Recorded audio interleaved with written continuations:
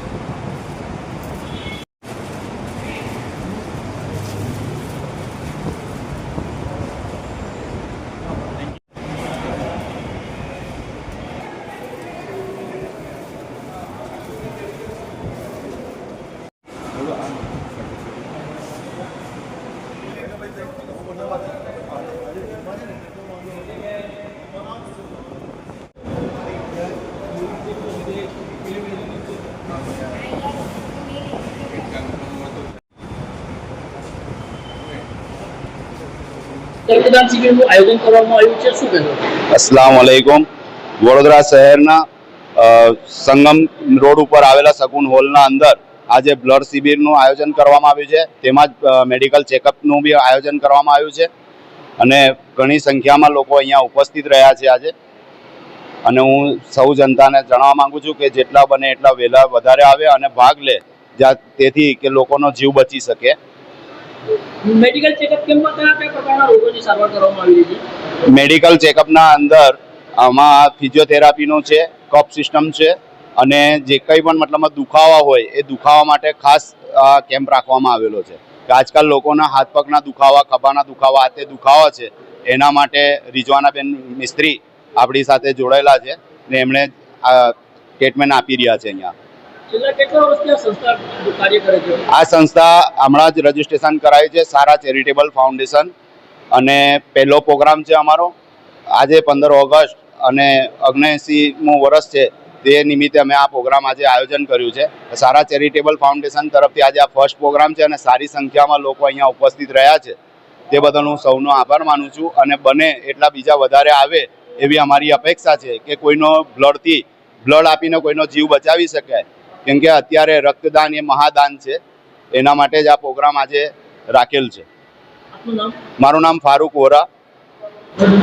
સારા charitable trust દ્વારા જે ટ્રસ્ટીઓ અને એના ચેરમેન, વાઇસ ચેરમેન જે બધાએ જે લોહીના એકત્રીકરણ માટેનો જે પ્રોગ્રામ સગુન હોલ ખાતે રાખેલ છે, સૌ પ્રથમ તો હું તમામ એના આયોજકો અને એના ટ્રસ્ટીઓને મારા કુંભારવાડા પોલીસ સ્ટેશન વતી ખૂબ ખૂબ શુભકામનાઓ આપું છું અને એક સમાજ માટે એક સારો પેગામ, એક દિશા સૂચવે છે કે ભવિષ્યમાં, કારણ કે લોહી એવી વસ્તુ છે કે જે તમે પ્રોડક્ટ કરી નથી શકતા, એ તમારે માણસો જોડે ભેગું કરવું જ પડે અને જ્યારે જેને તકલીફ પડે એને ખબર પડે છે કે લોહીની કેટલી હોય છે।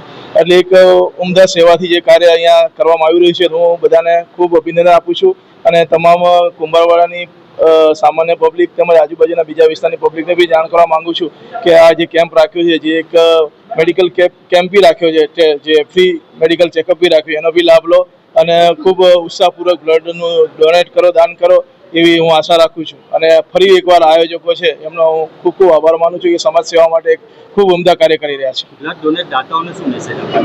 દાતાઓને મારો એટલો જ મેસેજ છે કે તમારા બ્લડથી જે જિંદગીના એવા સમયે પડાવવામાં જે જરૂર પડે છે માણસને, અને જ્યારે બ્લડની જરૂર પડે ત્યારે આપણે એક જોતા નથી કે બ્લડ કોનું છે, કઈ જાતિનો છે, કયા ધર્મનો છે, આપણે ક્યાં જોતા નથી, ફક્ત બ્લડની જ આપણે જરૂરિયાત છે।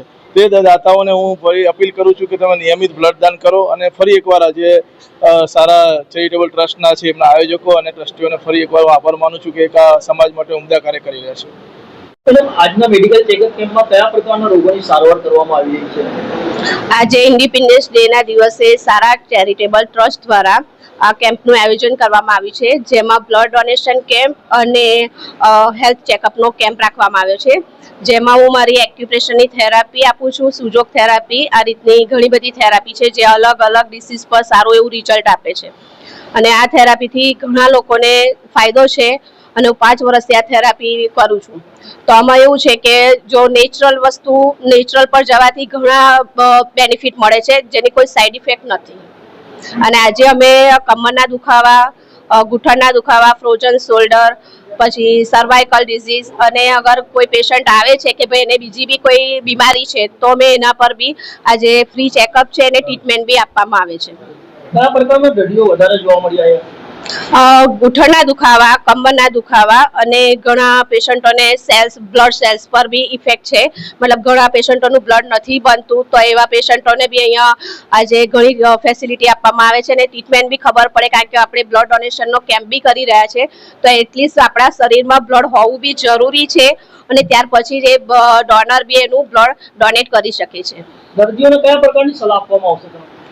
દર્દીઓને એટલું જ કહેવા માંગુ છું કે તમે વધારે બ્લડ ડોનેટ બી કરો, કારણ કે તમારી બોડીનું ડિટોક્સ થવું જરૂરી છે, બોડીનો કચરો નીકળવો બી જરૂરી છે અને બોડીની અંદર ચેન્જીસ આવવું બી જરૂરી છે, જેથી તમે હેલ્ધી બની શકો.